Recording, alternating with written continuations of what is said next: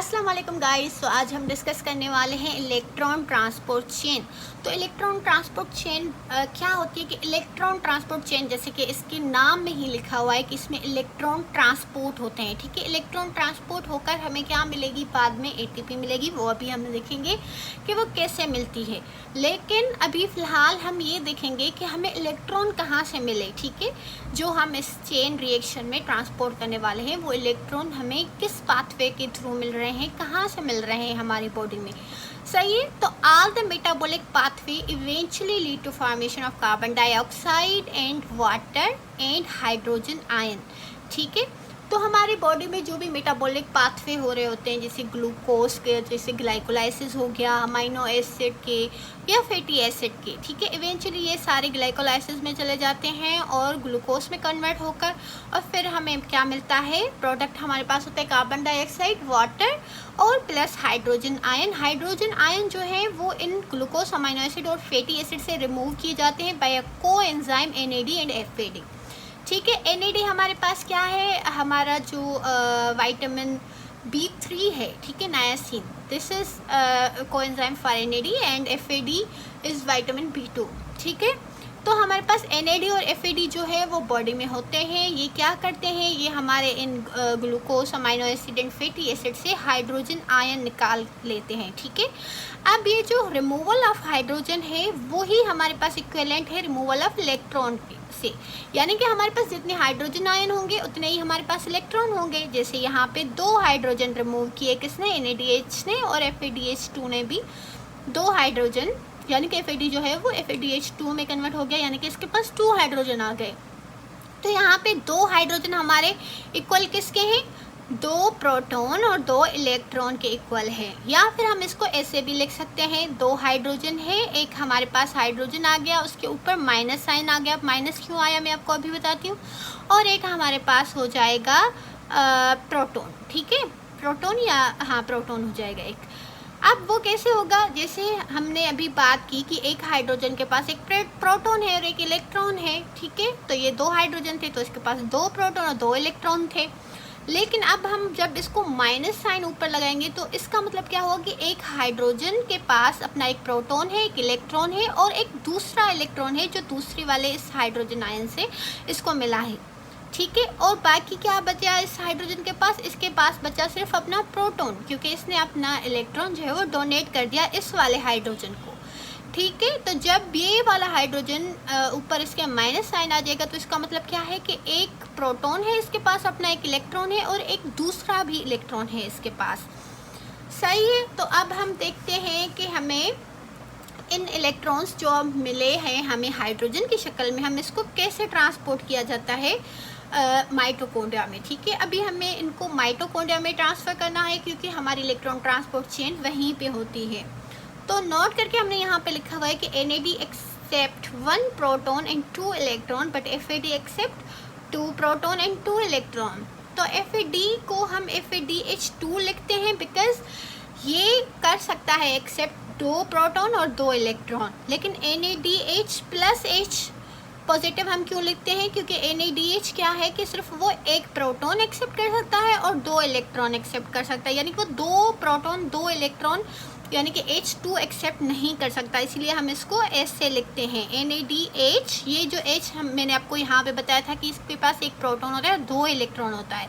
तो जैसे हमने कहा कि NAD क्या करता है, एक प्रोटॉन और 2 इलेक्ट्रॉन के एक्सेप्ट करता है, बाकी प्लस करके हम जो दूसरा प्रोटॉन बचा है दूसरी हाइड्रोजन के पास जो था वो हम इसको अलग करके लिख लेंगे। लेकिन FAD जो है हमारे पास, वो हमारे पास 2 इलेक्ट्रॉन 2 प्रोटॉन दोनों एक्सेप्ट कर सकता है, तो हम इसको FADH2 लिखते हैं। Now this NADH plus H and FADH2 transfer this electron to electron transport chain to generate ATP.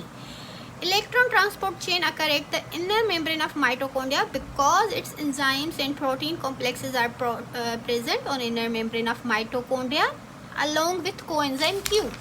ठीक है, अब ये क्यों हम वहाँ पे ट्रांसपोर्ट कर रहे हैं हमारे electron via the NADH and FADH2, because हमारी जो इलेक्ट्रॉन ट्रांसपोर्ट चेन की जो प्रोटीन है, जो एंजाइम्स हैं, जो कोएंजाइम Q है उसका, वो हमारे पास कहाँ पे लोकेटेड है, inner membrane of the mitochondria पे लोकेटेड है।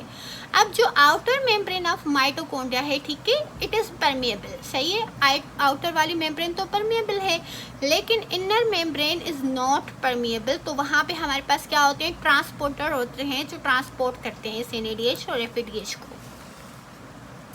अब कंपोनेंट डिस्कस कर लेते हैं कि हमारे पास इलेक्ट्रॉन ट्रांसपोर्ट चेन के कौन कौन से कंपोनेंट होंगे। तो इसमें कॉम्प्लेक्सेस होते हैं 1 2 3 4 एंड कॉम्प्लेक्स 5, एक कोएंजाइम Q होता है और एक साइटोक्रोम C होता है, ठीक है। तो NADH+H जो है वो हमारे पास इलेक्ट्रॉन ट्रांसपोर्ट करेगा हमारे कॉम्प्लेक्स 1 को। मैं आपको दिखाती हूँ, ये है कॉम्प्लेक्स 1, ठीक है, ये कॉम्प्लेक्स 1, कॉम्प्लेक्स 2, कॉम्प्लेक्स 3, 4 एंड 5। यहाँ पे हमारा बीच में कोएंजाइम Q है और साइटोक्रोम C है, सही है।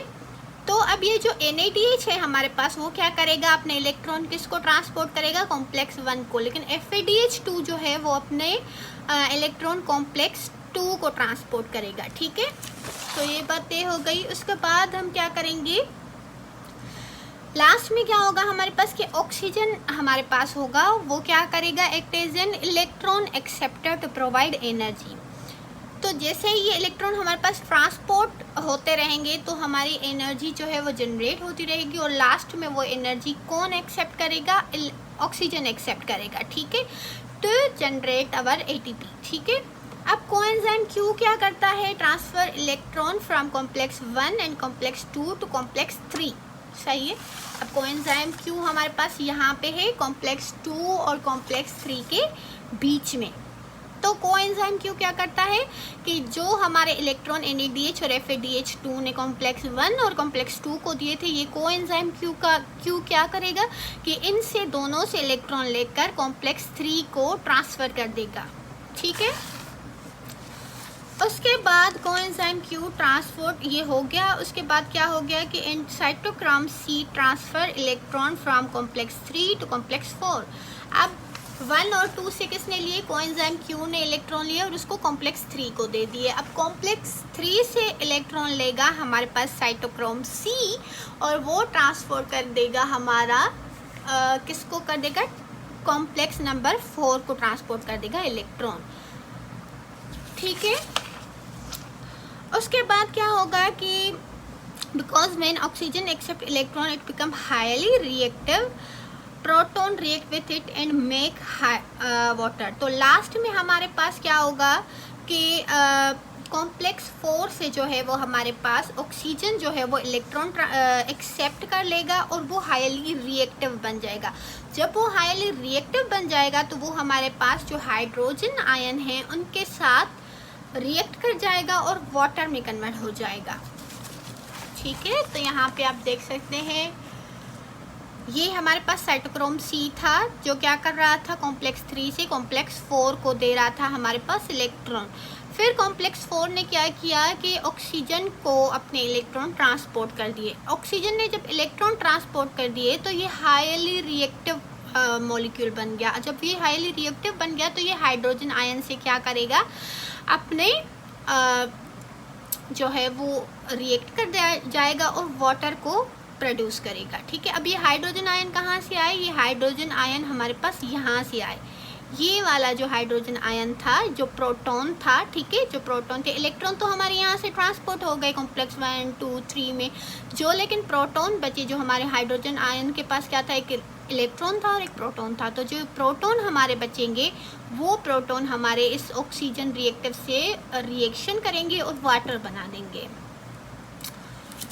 और when electron moves via complexes they are energy rich. These energy is used by complex 1, complex 3, complex 4 to transfer the hydrogen ion from the matrix to the intermembranous space.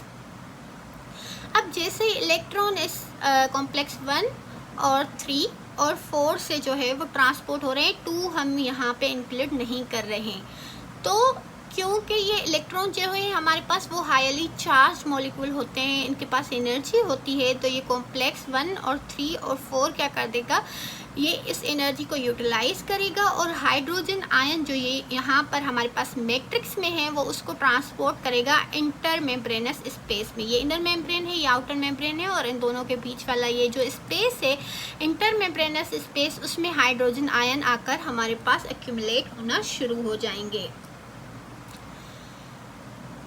उसके बाद क्या होगा कि inter membranes space में क्या होगा कि is not permeable to the hydrogen ion. ये जो हमारे पास इनर मेम्ब्रेनस स्पेस है, ये मेम्ब्रेन है, ये परमेबल नहीं है हाइड्रोजन आयन के कि वो बेक जाकर अपने मैट्रिक्स में जा सके। सही है, पहले तो ये कॉम्प्लेक्सेस के थ्रू जो हमारे पास इनर मेम्ब्रेनस स्पेस में आ गए, लेकिन अब यहाँ पे क्या है कि ये हमारे पास हाइड्रोजन आयन एक्यूमुलेट होना शुरू हो जाएंगे और इनकी कंसंट्रेशन ग्रेडियंट इनको कहेगी कि भैया आप मूव होकर अंदर फिर से मैट्रिक्स में चले जाओ, लेकिन वो मूव नहीं कर सकते। क्यों? क्योंकि वहाँ पर इनकी ट्रांसपोर्टर नहीं है, और इनर मेम्ब्रेन जैसे मैंने आपको बताया था कि वो परमिएबल नहीं होती है हाइड्रोजन आयंस के लिए। तो हाइड्रोजन आयन क्या करेंगे, वो एक्यूमुलेट होना शुरू हो जाएंगे हमारे इनर मेम्ब्रेनस स्पेस में, और वहाँ पर वो lot of the potential energy जो है वो अपने साथ रखेंगे। So these hydrogen ion move via hydrogen pump present with in ATP synthase. अब ये जो सारे हमारे पास हाइड्रोजन आयन एक्यूमुलेट हो गए हैं इनर मेम्ब्रेन स्पेस में, अब ये क्या करेंगे कि हमारे पास जो एटीपी सिंथेज जो है, हमारे पास जो ये पंप है, ठीक है, जहाँ से हमारी एटीपी जनरेट होने वाली है, उसके थ्रू मूव करेंगे। ठीक है, ये क्या है, एक प्रोटीन चैनल है, ठीक है, जो कि मूव करता है जब इसमें से हाइड्रोजन आयन पास होते हैं। क्यों? क्योंकि इनके पास पोटेंशियल एनर्जी है, हाइड्रोजन आयन के पास, वो हायर कंसंट्रेशन से लोअर कंसंट्रेशन की तरफ मूव कर रहे हैं, तो इनकी जो पोटेंशियल एनर्जी है वो यहाँ पे ये पंप यूटिलाइज करेगा, ये रोटेट करेगा, और यहाँ पे क्या होगा कि हाइड्रोजन आयन को ये मूव करेगा इनटू दी मैट्रिक्स में। ठीक है, इससे क्या होगा कि हमारे पास ये जो एटीपी सिंथेज है, ये एक एंजाइम है, इसमें ये क्या करेगा कि एडीपी को हमारे पास एटीपी में कन्वर्ट करेगा। ठीक है, ये एडीपी हमारे पास आएगा थ्रू ए चैनल, ठीक है, एडीपी के चैनल के साथ ये आ जाएगा और फॉस्फेट के साथ ये ज्वाइन होकर एटीपी में कन्वर्ट हो जाएगा। तो इस तरीके से हमारे इलेक्ट्रॉन के ट्रांसपोर्ट से क्या हुआ कि हमारे पास प्रोटॉन जो रह गए थे वो हमारे इनर मेम्ब्रेनस स्पेस में चले गए। इनर मेम्ब्रेनस स्पेस में जाकर वहाँ पे वो एक्यूमुलेट होना शुरू हो गए। जैसे वो एक्यूमुलेट होना शुरू हो गए तो उन्होंने बहुत सारी पोटेंशियल एनर्जी जो है वो एक्यूमुलेट कर ली। अब पोटेंशियल एनर्जी जब उनके पास आ गई तो क्या हुआ कि एटीपी सिंथेज जो चैनल था उसके थ्रू ये मूव होना शुरू हुए। अब एटीपी सिंथेज चैनल ने क्या किया कि इनके एनर्जी को यूटिलाइज किया, उसने रोटेट किया, और वहाँ पे एक एंजाइम था हमारे पास जिसको हम एटीपी सिंथेज कह रहे हैं, उसने एडीपी को फॉस्फेट के साथ मिला ली, फॉस्फेट के साथ ज्वाइन किया और एटीपी बन गई हमारे पास। ठीक है, तो इस तरीके से हमें क्या मिला, एटीपी मिली। तो ये था हमारे पास इलेक्ट्रॉन ट्रांसपोर्ट चेन के इलेक्ट्रॉन इससे ट्रांसपोर्ट हो रहे हैं। ठीक है, एक कॉम्प्लेक्स से दूसरे में हो रहे हैं, दूसरे से तीसरे में हो रहे हैं। और चेन क्यों कह रहे हैं? क्योंकि ये एक चेन रिएक्शन है ना, पहले कॉम्प्लेक्स से गए दूसरे में, दूसरे से तीसरे में, फिर चौथे में, और फिर एटीपी सिंथेज के थ्रू जो हमारे पास प्रोटॉन थे वो मूव हुए और हमारे पास एटीपी बनी। अब इसको ऑक्सीडेटिव फास्फोराइलेशन क्या कहते हैं? अच्छा, एक ऑक्सीडेटिव फास्फोराइलेशन और electron transport chain both are the same thing. तो इसको हम क्यों कह रहे हैं ऑक्सीडेटिव फास्फोराइलेशन? वो इसलिए क्योंकि इलेक्ट्रॉन ट्रांसपोर्ट चेन जो है वो move via complexes and electrons are accepted by the oxygen. जो हमारे पास लास्ट एक्सेप्टर है इलेक्ट्रॉन्स का वो कौन है? हमारी ऑक्सीजन है। तो ये जो प्रोसेस जो भी हो रहा है वो ऑक्सीजन की मौजूदगी में हो रहा है, तो इसीलिए हम इसको ऑक्सीडेटिव फास्फोराइलेशन कह रहे हैं। ऑक्सीजन ने हमारे पास इलेक्ट्रॉन क्या किए, एक्सेप्ट किए, एंड हाइड्रोजन जो है वो एक्यूमुलेट होना शुरू हो गए, जो कि एक कॉम्प्लेक्स नंबर 5 जिसको हम एटीपी सिंथेज भी कहते हैं, उसको उन्होंने रोटेट करवाया और एडीपी क्या हुई, फास्फोराइलेटेड हो गई। फास्फोराइलेटेड हो गई तो हमारे पास एटीपी बन गई। तो हम इसको इसीलिए ऑक्सीडेटिव फास्फोराइलेशन कह रहे हैं कि हमारे पास इलेक्ट्रॉन ट्रांसपोर्ट चेन के थ्रू इलेक्ट्रॉन मूव किए, ठीक है, कॉम्प्लेक्स एक से दूसरे में, दूसरे से तीसरे में, जिसकी वजह से क्या हुआ कि हमारे हाइड्रोजन आयन एक्यूमुलेट होना शुरू हो गए इनर मेम्ब्रेनस स्पेस में। उसकी वजह से हमारा कॉम्प्लेक्स नंबर 5 या जिसको हम एटीपी सिंथेज कह रहे हैं उसने रोटेट किया और एडीपी जो है वो फास्फोराइलेट हो गई in the presence of oxygen. तो इसको हम ऑक्सीडेटिव फास्फोराइलेशन कह रहे हैं। अब यहाँ पे हम सही से देखते हैं कि ये कैसे मतलब कॉम्प्लेक्स 1 से कॉम्प्लेक्स 2 में मूव हुए, फिर कॉम्प्लेक्स 3 में हमारे इलेक्ट्रॉन मूव हुए, तो वो सारा हम यहाँ पे देखते हैं। तो जैसे हमने पहले बात की थी कि NADPH, तो अब जो हमारे पास ये NADH+H कहाँ से आया, ये हमारे पास ज़्यादातर जो हमारे पास NADH और H और FADH2 बनते हैं वो हमारे पास क्रेब्स साइकिल से बनते हैं। और क्रेब्स साइकिल या सिट्रिक एसिड साइकिल आपको पता है वो मैट्रिक्स में ही चल रही होती है। तो हमारे पास मैट्रिक्स में है क्या होते हैं NADH+H एंड FADH2 एंड कुछ अमाउंट में हमारे पास NADH एंड FADH2 जो हैं वो बाहर से भी साइटोसोल से इनर मेम्ब्रेनस स्पेस में आ रहे होते हैं। और फिर मैट्रिक्स में उसके लिए ट्रांसपोर्टर्स होते हैं जो उनको ट्रांसपोर्ट करते हैं। वो NADH और FADH कहाँ से बनते हैं, हमारे पास ग्लाइकोलाइसिस से बनते हैं और दूसरे जो मेटाबॉलिक पाथवे चल रहे होते हैं वहाँ से बनते हैं। तो मेजर अमाउंट जो हमारे पास अब NADH बना है ये कैसे कॉम्प्लेक्स नंबर 1 से ट्रांसपोर्ट होगा। यहाँ पे ये जो अपना इलेक्ट्रॉन लेकर आया है कॉम्प्लेक्स नंबर 1 को देने, वहाँ पे क्या होगा, हमारे पास एक एंजाइम होगा NADP डिहाइड्रोजिनेज। ये क्या करेगा, इसकी हाइड्रोजन आयंस को यानी कि इलेक्ट्रॉन को रिमूव कर देगा और इसको NAD में वापस कन्वर्ट कर देगा। अब NAD ये फिर से जाएगा क्रेब्स साइकिल से, फिर से हमारे पास हाइड्रोजन आयन या इलेक्ट्रॉन लेकर आएगा और फिर से इसी कॉम्प्लेक्स के थ्रू पास होता रहेगा। अब ये जो NAD बना, ठीक है, और ये जो हमारे पास इलेक्ट्रॉन है वो एक्सेप्ट किए हमारे पास FMN ने, ठीक है, FMN ने ये इलेक्ट्रॉन एक्सेप्ट किया और FMNH2 में कन्वर्ट हो गया, ठीक है, वाया फेरस सल्फेट। ठीक है, ये यहाँ पे कोएंजाइम के तौर पे काम कर रहा है हमारे पास फेरस सल्फेट। अब जो FADH2 है वो मैंने आपको बताया था पहले ही कि वो कॉम्प्लेक्स नंबर 2 को अपने इलेक्ट्रॉन जो है वो डोनेट करेगा। अब ये जो हमारे पास FADH2 आया है, हमारे कॉम्प्लेक्स नंबर 2 के पास एक एंजाइम होता है जिसका नाम है सक्सिनेट डिहाइड्रोजिनेज।